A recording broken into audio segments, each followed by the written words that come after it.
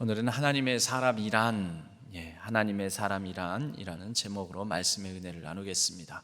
하나님의 사람이란 결국 어떤 사람인가, 오늘 본문을 가지고 한 세 가지 정도 살펴보았으면 합니다. 오늘 본문은 열왕기상 13장, 통일 이스라엘 왕국이 분열을 하게 되었습니다. 남유다와 북이스라엘 왕국으로 나눠집니다. 남유다의 왕은 솔로몬의 아들 르호보암이고 북이스라엘의 왕은 새롭게 10지파, 북이스라엘은 10지파, 10개의 지파가 구성되어 있는데 이 10지파의 우두머리로 세워진 여로보암이 북이스라엘의 왕이 되게 됩니다. 이 일은 하나님의 뜻으로 말미암은 것입니다. 하나님께서 이 예언자를 통하여 여로보암이 왕이 될 것이다, 새로운 북이스라엘의 분열된 왕국의 왕이 될 것이다 라고 말씀하셨습니다.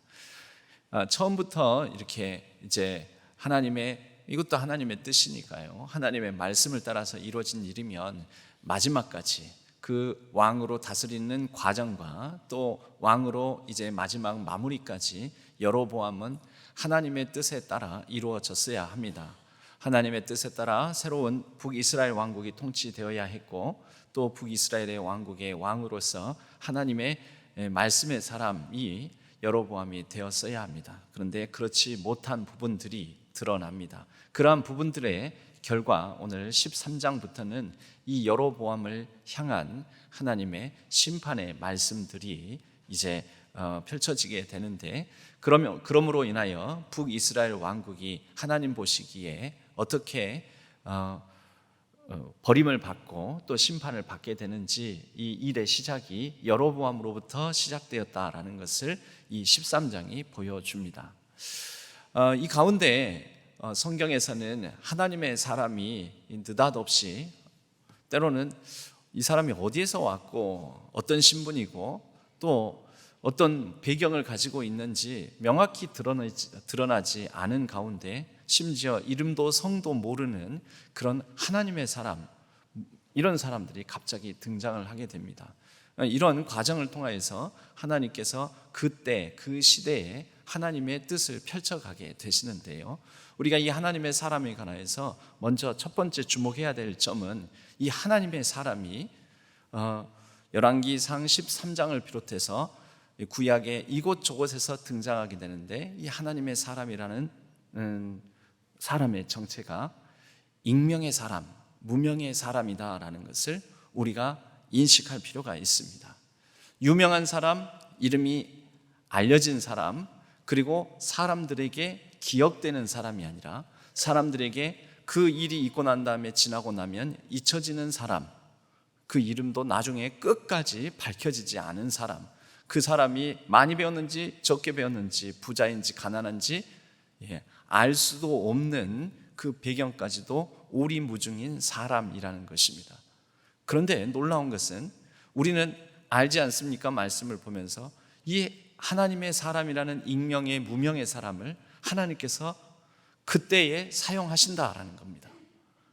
분명한 것은 그를 통하여 하나님의 특별한 그 사건 속에 하나님의 말씀의 실현이 이루어지게 한다라는 것입니다.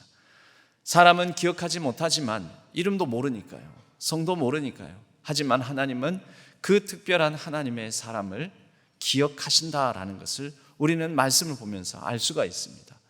그 사람에게 하나님께서 당신의 말씀을 맡기시고 그 말씀이 이루어지게 하는구나 라는 것을 우리는 살펴볼 수 있다라는 것이죠.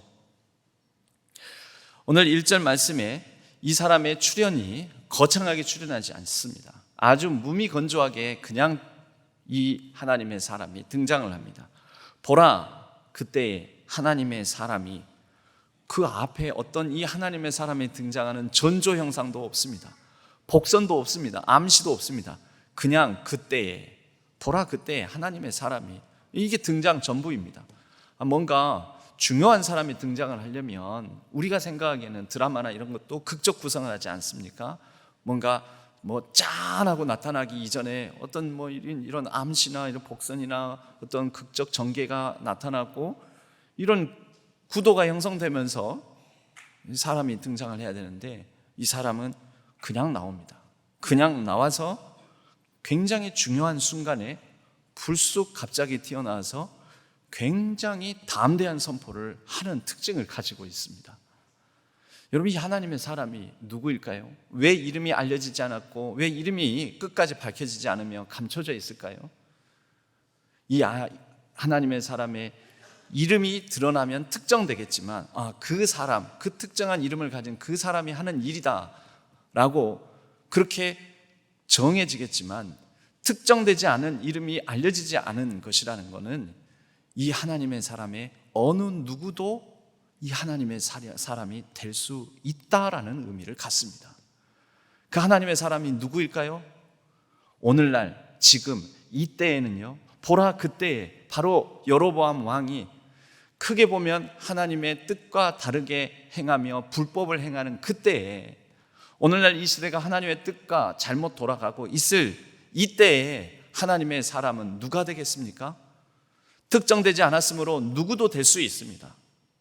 바로 그 하나님의 사람은 성경에 특정되지 않은, 제 이름 기록되어 있지 않습니다. 여러분의 이름도 기록되어 있지 않습니다. 그렇지만 우리도 하나님의 사람일 수 있습니다. 우리가 바로 그 익명의 무명의 하나님의 사람인 것입니다. 그래서 성경에는 느닷없이 하나님의 사람이라는 이름이 알려지지 않은 익명의 무명의 사람이 등장해서 하나님의 일을 그 잠깐 그때 그 상황 속에서 감당하고 그냥 사라집니다. 무대 뒤로. 이름도 없이 빛도 없이 헌신하고, 이름도 빛도 없이 누가 기억해 주지도 알려지지도 않은 상태에서 그냥 사그라져 갑니다. 하나님께서 사용하셨으니 그때에 하나님의 일을 감당할 뿐입니다 하고 그 일 감당하고 그런 선포를 하고 말씀을 전하고 심판을 예고하고 그냥 사라질 뿐입니다. 여러분, 그러한 사람이 누구여야 하겠습니까? 우리여야 한다라는 것이죠. 그래서 하나님의 사람 첫 번째는 무명의 익명의 사람이다. 그런데 특정되지 않은 누군가의 이름으로 확정되지 않은 사람이기 때문에 그 하나님의 사람의 자리에 저와 여러분이 하나님의 사람이라는 것입니다. 여러분, 이름도 없이 빛도 없이 누가 알아준다고, 누가 기억해 준다고, 누구에게 과시하고 드러내며 자랑할 만하지 않아도 여러분, 이 하나님의 사람이라는 자리에 저와 여러분이 그때 그 시절 열왕기상 13장에서는 이 특정되지 않은 어떤 하나님의 사람이었지만 지금 이 시대, 이때에 우리가 살아가는 이 시대에는 바로 저와 여러분이 그 하나님의 사람이 되기를 바랍니다.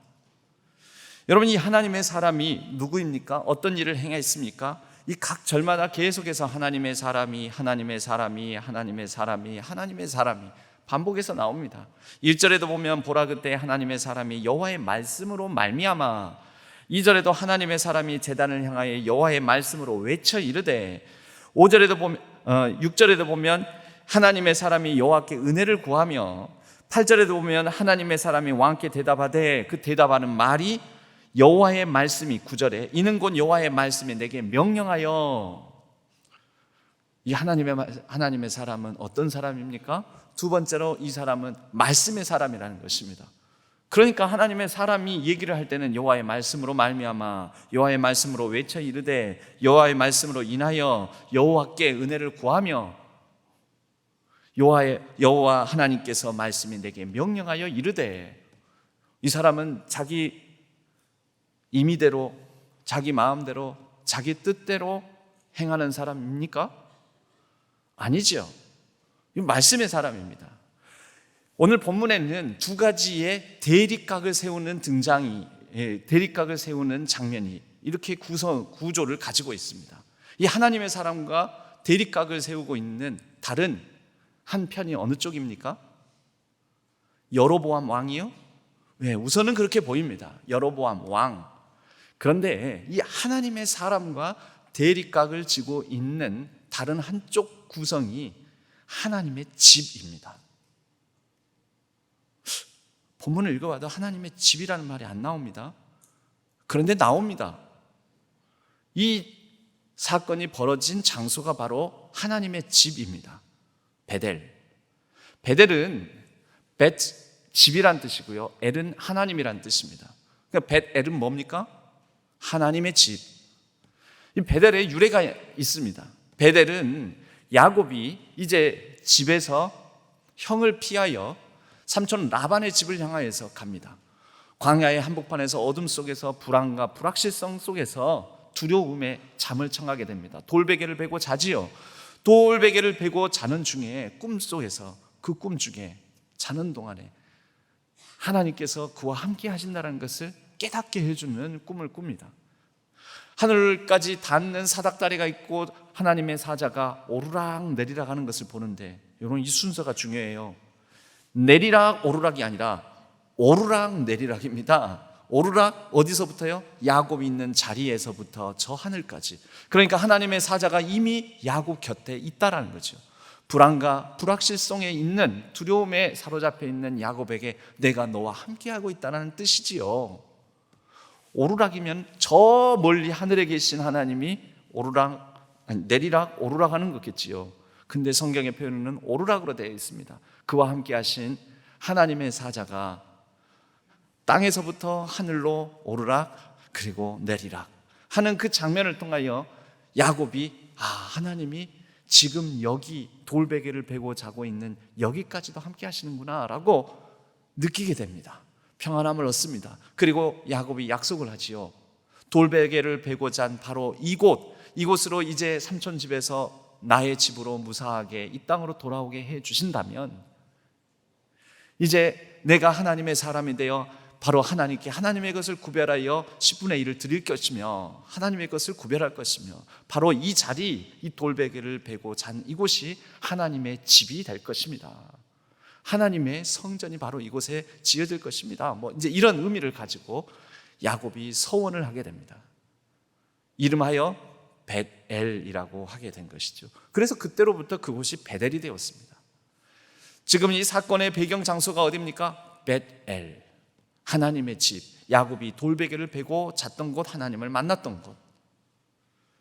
이름이 그래서 베델입니다. 베델의 제단입니다. 그런데 이곳에다가 여로보암이 3가지의 불법을 저지르게 되죠. 여로보암은 이제 일국의 왕이 되었습니다. 10개의 지파의 왕이 되었습니다. 그런데 그가 백성들이 솔로몬 성전이 있는 예루살렘 땅 남유다 왕국으로 내려가는 것이 꼴보기 싫습니다. 그렇게 됐다가는 이제 신생 왕국인데 민심이 이반될 수도 있지 않겠습니까? 자꾸 남유다 왕국 땅으로 성전을 향해서 가면 효과적으로 민심을 국민을 통합시키고 그렇게 해서 자기의 통치를 효과적으로 자기 중심으로 가져가야 되는데 그렇게 되지 않을 것 같으니 여보시오, 북이스라엘의 10개 지파의 백성들이여, 이제는 남유다 땅 예루살렘 성전까지 가지 않아도 됩니다. 하나님께서 여기 계십니다. 여기에서 만나 주실 것입니다. 여기에서 예배 드려도 됩니다. 그래서 북이스라엘 땅의 가장 남쪽 지역 베델에 제단을 세웁니다. 여기서 예배 드리면 됩니다. 가장 북쪽에 또 제단을 세웁니다. 단이라는 곳에 제단을 세워서 여기서도 예배 드려도 됩니다. 남쪽 베델과 북쪽 단에서 예배 드리십시오. 하나님께서 이곳에서 만나 주실 것입니다. 특별히 베델은 왕이 직접 나와서 제단에서 분향하고 예배드리는 곳으로 삼아서 규모가 훨씬 더 컸습니다. 이름도 베델 아닙니까? 하나님의 집. 그럴싸합니다. 왕이 직접 나와서 분향하고 제사 드리는 곳이니 얼마나 나름대로 규모도 갖추고 그럴싸하고 외양은 나름대로 얼마나 화려했겠습니까? 하나님의 집 다웠을 것입니다. 그런데 여러분, 이렇게 사람이 임의대로 자기 마음대로 하나님 여기 계신다, 여기 계실 것이다, 여기서 만나 주실 것이다 하면 하나님이 그렇게 그 사람의 마음대로 조종당하고 거기에 계시는 분입니까? 하나님의 집이라고 베델이라고 하면은 거기가 진짜 하나님의 집이 됩니까? 외양이 그럴싸하고 규모가 있고 대단해 보이면은 그게 하나님의 집이 되는 것입니까? 베델은 하나님의 집이라는 명칭은 가지고 있지만, 뜻은 가지고 있지만, 베델은 여로보암이 임의로 자기 마음대로 세운 제단일 뿐 우상 숭배의 집일 뿐 결국은 멸망에 가증한 것이 되는 곳일 뿐인 멸망의 집이 될 뿐입니다. 여러분, 이 베델에 대한 베델 제단, 하나님의 집을 누가 심판하나요? 무명의 하나님의 사람이 나타나 하나님의 사람이 하나님의 집 베델 제단을 심판합니다. 이런 대립각을 가지고 있습니다. 이 하나님의 사람은 잘난 사람인지 못난 사람인지 배운 사람인지 훌륭한 사람인지 사회적 신분이 높은 사람인지 외양이 그럴싸한 사람인지 아닌지 모릅니다. 그런 거 중요하지 않습니다. 하나님이 사용하셨다는 게 중요합니다. 여러분, 하나님이 누구를 사용하십니까?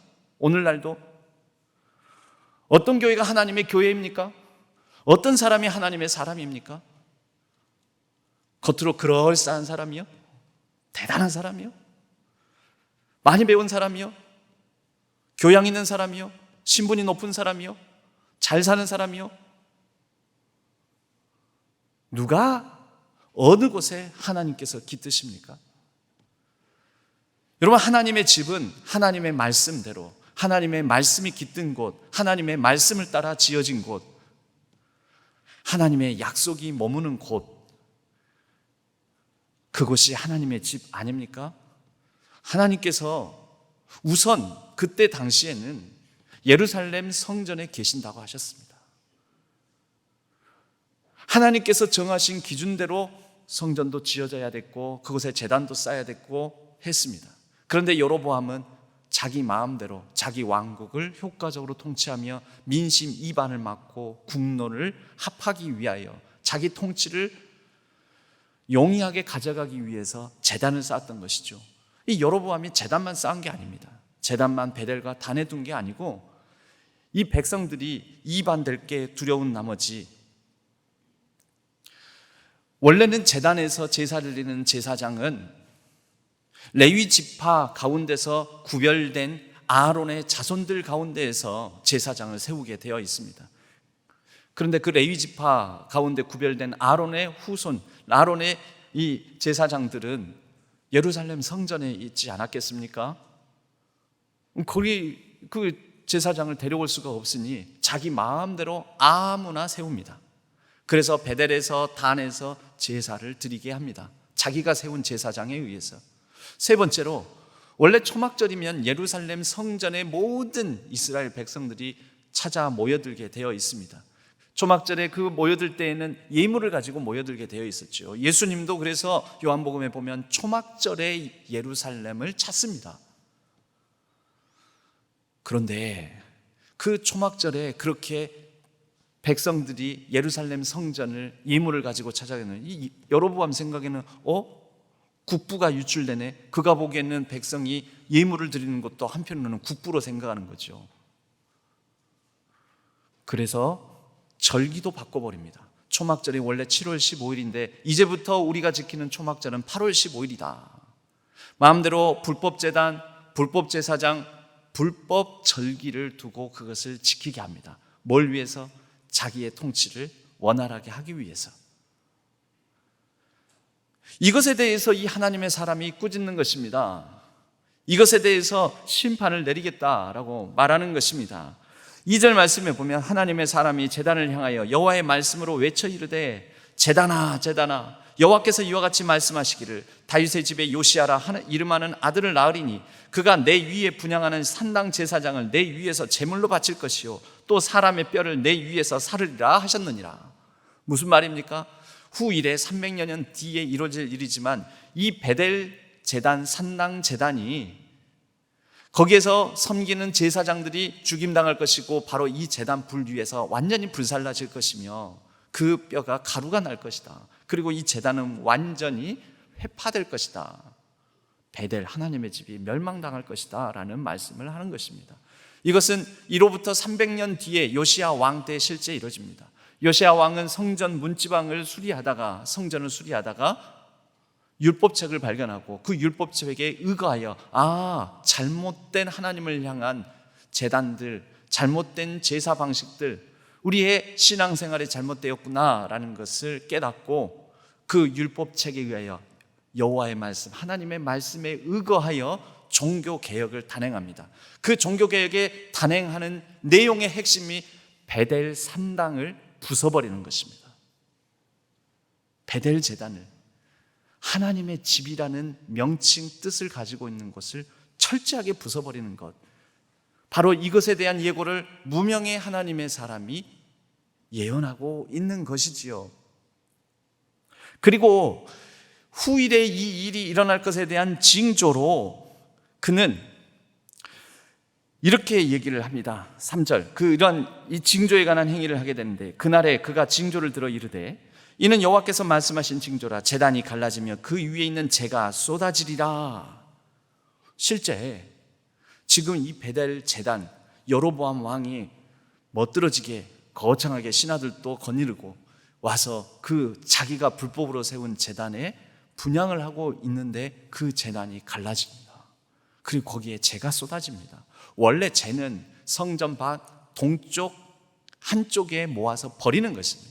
그곳은 어떤 곳이냐면, 재를 버린다, 그곳은 부정한 곳입니다. 부정한 재는 부정한 곳으로 구별된 곳에서 처리를 하게 되어 있었습니다.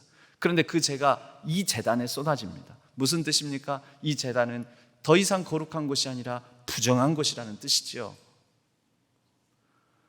여로보암이 그것을 막으려고 손으로 하나님의 사람을 붙잡으려고 하니, 즉 이러한 심판이 이루어지도록 하고 징조가 나타나지 않으려고 하니 그 손이 말라버립니다. 여러분, 이 하나님의 집이 하나님 집다워지려면 하나님의 말씀이 깃들어 있어야 됩니다. 그 말씀에 따라 말씀을 향한 순종이 있는 곳이 하나님의 집이요, 하나님의 교회입니다. 하나님의 교회라는 명명을 가지고 있는 그런 이단 교회가 있습니다. 무슨 하나님의 성회, 무슨 하나님의 교회. 그럼 명칭이 중요한 게 아니고, 외양이 중요한 게 아니고, 규모가 중요한 게 아니고, 크기가 중요한 게 아니지요. 하나님의 말씀이 온전히 살아있고 하나님의 말씀대로 그 반석 위에 세워져 있어야 하겠지요. 제가 서울에 있을 때 서울대 입구역 앞에, 서울대 입구 이 후문 낙성대 역에 하나님의 교회가 어마어마한 크기의 교회가 있었습니다. 그 일대의 어떤 보통 교회들보다도 그 건물이 크고 대단했습니다. 사람도 많이 있었습니다. 이단 교회였습니다. 그런데 하나님의 교회 맞습니까? 아니지요.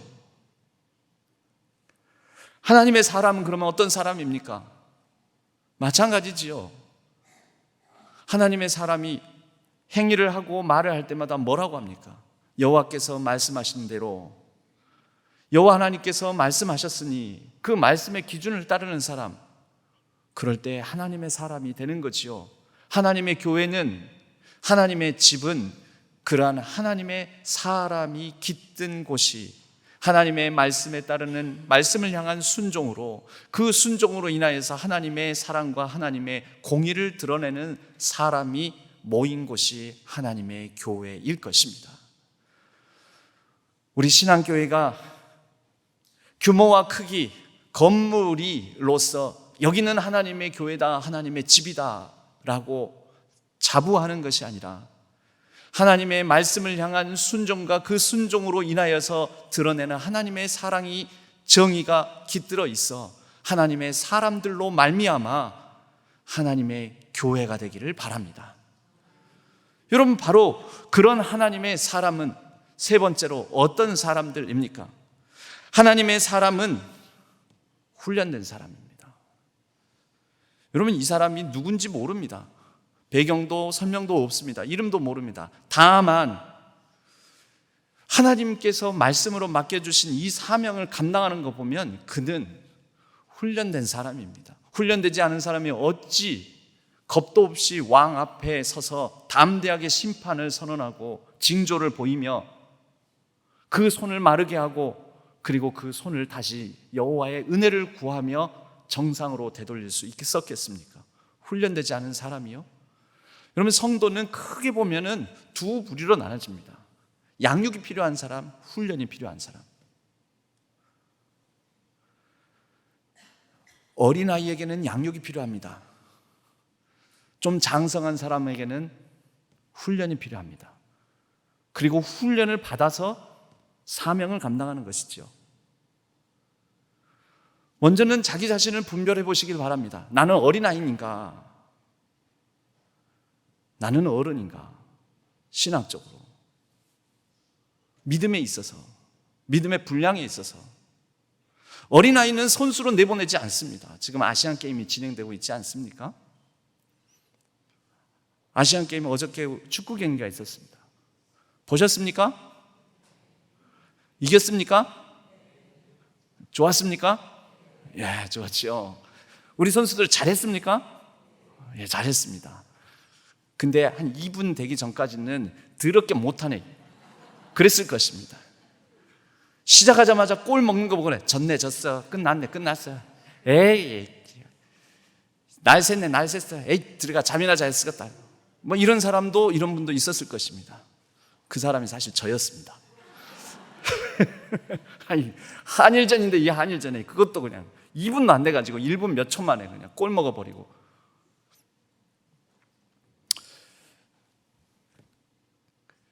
여러분, 저는 그렇게 쉽게 말을 하고 쉽게 성질내고 쉽게 그냥 막 그걸 먹냐, 그걸 못 맞고 그걸 놓치냐 이렇게 얘기하지만, 여러분 솔직히 저는 그 선수들에 비해서 훈련된 사람입니까요? 아닐까요?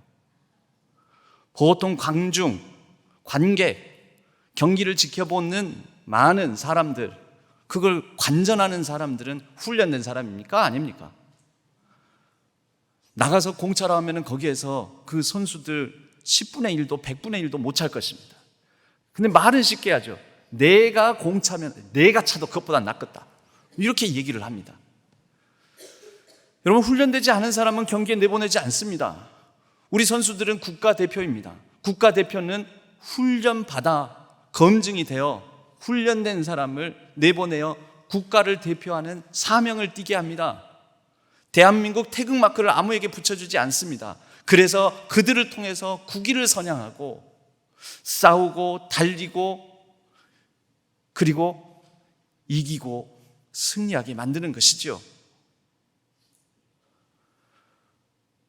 우리 성도들은, 부르심 받은 우리들은 부르심 받아서 우선은 어린아이니까, 어린아이 때는 어른이 되기까지, 어른의 신앙이 되기까지는 양육을 받습니다.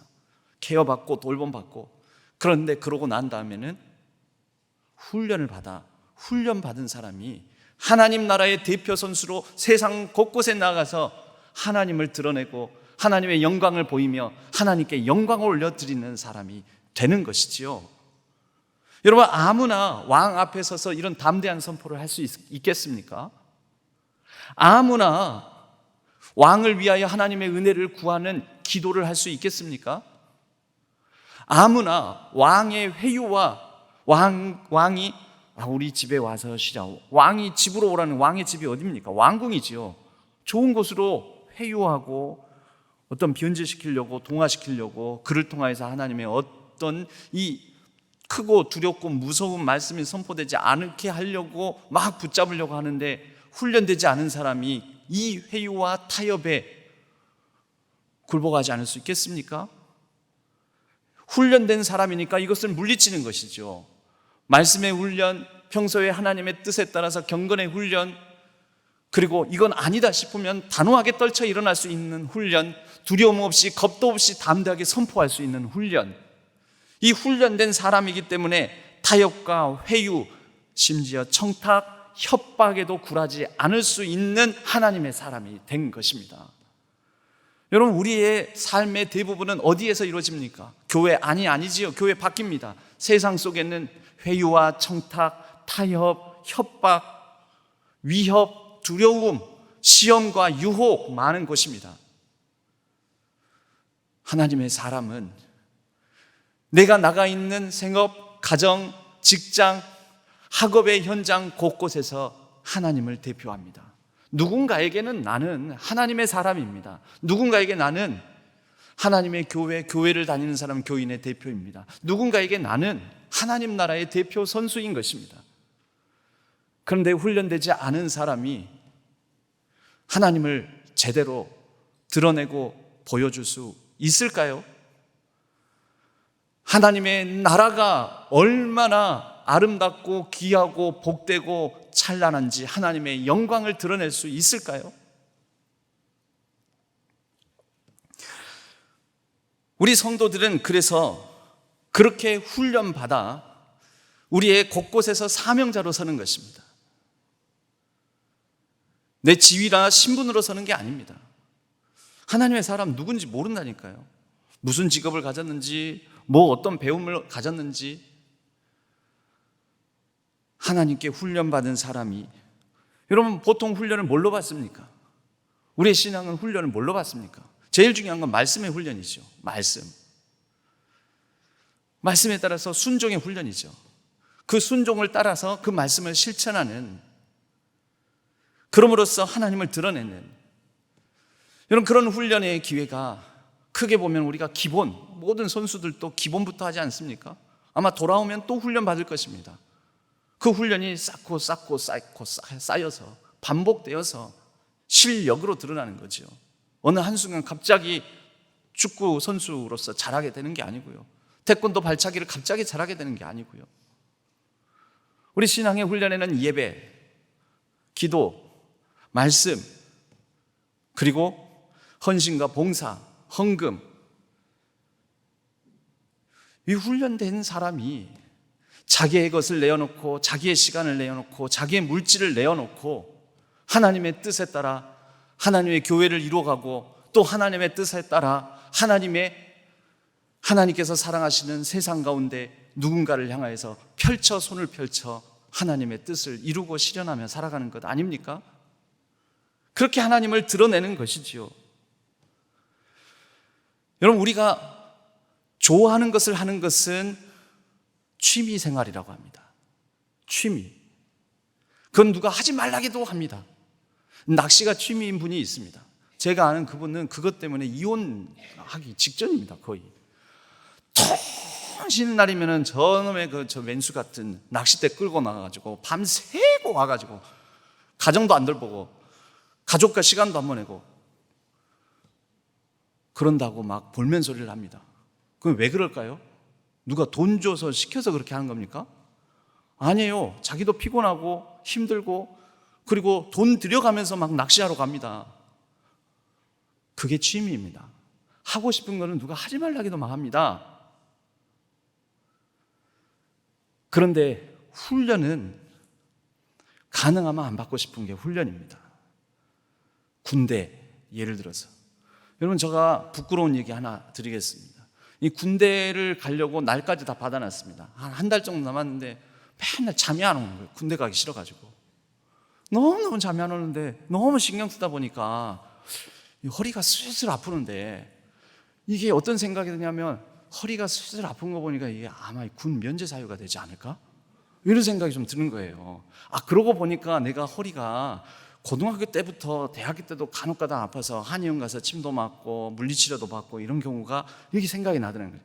내가 모르는 허리에 어떤 고질적인 증상이 있어서 군 생활을 할 수 없는, 군 훈련을 받을 수 없는 허리의 병이 나에게 있을지도 몰라. 내가 지금까지 한 번도 이런 검사를 안 해봤잖아. 그래서 우리 어머니를, 부모님을 졸라가지고 조대에 가가지고 허리 좀 정밀 검사를 받아봤습니다. 암시랑도 안 더랍니다. 군대 잘 갔다 오라고, 괜찮다고, 아무 이상 없다고, 잠을 많이 잤는지 누워만 있었는지 좀 운동이 부족해서 그렇다고 운동 좀 하라고. 그때 또 생각나는 게 제가 알레르기 비염이 있는데 내가 모르는 군 생활을 하기에 좀 어려운 이런 증상이 내 어떤 코나 이런 데에 있을지도 몰라. 비염이 이게 심해가지고 군 생활을 못할 어떤 특별한, 아니면 금속 알레르기라든지 알러지라든지 이런 게 있을지도 몰라. 괜찮답니다. 근데 괜찮답니다. 그래서 군대 잘 갔다 왔습니다. 그렇게 가기 싫었습니다. 저도 가기 싫었는데, 받기 싫었는데 그렇게 훈련받고 군 생활하고 나오니까 군대 가길 그래도 잘했다. 갔다 와서 여러분 사람 돼서 나왔습니다. 여러분 그렇게 사람 돼서 나왔는데 내가 어떤 사람이 되어서 나왔을까요? 대한민국의 육군 병장 만기 전역한 대한민국의 건강한 남자 사람 되어서 나왔습니다. 신앙은 취미입니까? 훈련입니까?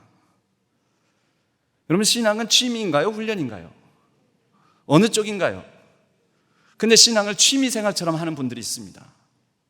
하고 싶으면 하고 안 하고 싶으면 안 하고, 하고 싶을 때만 하고 안 하고 싶을 때는 안 하고. 여러분, 신앙을 구성하는 모든 것들은 하기 싫은 것인 경우가 많습니다. 가끔 하고 싶을 때도 있죠. 예배, 기도, 말씀, 헌금, 헌신과 봉사 다 하기 싫을 때가 무지무지 많습니다. 심지어 목회자로 훈련받은 목사인 저도, 설교자로 훈련을 받은 저도 그렇습니다. 여러분들 오죽하시겠습니까? 관전하는 사람들이 뭐라 하고 막 자꾸 그러면 더 하기 싫을 때도 있습니다. 정작 뛰는 선수지만, 선수는 말이 없지만 관중들은 말이 많지 않습니까? 그것밖에 못하냐? 나라면 그것보다 더 잘하겠다. 그렇다고 해서 그 관중을 경기장에다가 투입할 수도 없지요. 왜요? 훈련받지 않은 사람이니까요. 훈련된 사람만, 그래서 검증이 되고 정해된 사람만 세우는 것이지요. 대표로, 국가대표로, 선수로. 여러분, 우리는 훈련된 사람입니까?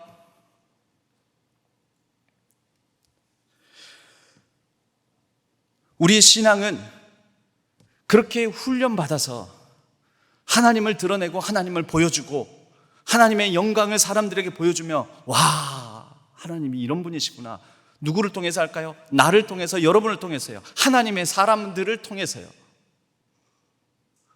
그 길이 바로 여로보암의 길, 또는 여로보암이 회유하고 청탁하고 타협하게 만드는 그 길을 과감히 거부하고 걸어가는, 오롯이 이름도 없이 빛도 없이 걸어가는 우리 저마다의 십자가의 길인 것입니다. 그런 우리를 보고 하나님을 볼 것입니다.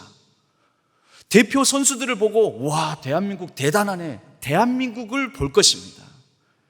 나를 보고 하나님을 보고, 나를 보고 하나님 나라를 볼 것입니다. 하나님의 사람이 되시기를 바랍니다.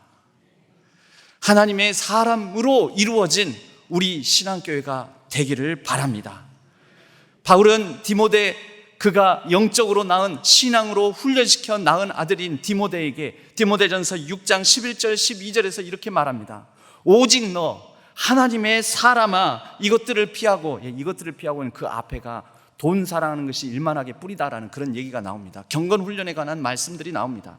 이것들을 피하고 의와 경건과 믿음과 사랑과 인내와 온유를 따르며 믿음의 선한 싸움을 싸우라. 영생을 취하라. 그러한 하나님의 사람, 훈련된 사람으로, 말씀의 사람으로, 때로는 누가 알아주지 않아도 이름도 없이 빛도 없이 여로보암의 길이 아닌 우리 주 예수 그리스도의 길, 하나님의 길, 십자가의 길, 말씀의 길을 걷는 우리 신안의 모든 성도님들 되시기를 주님의 이름으로 간절히 축복합니다.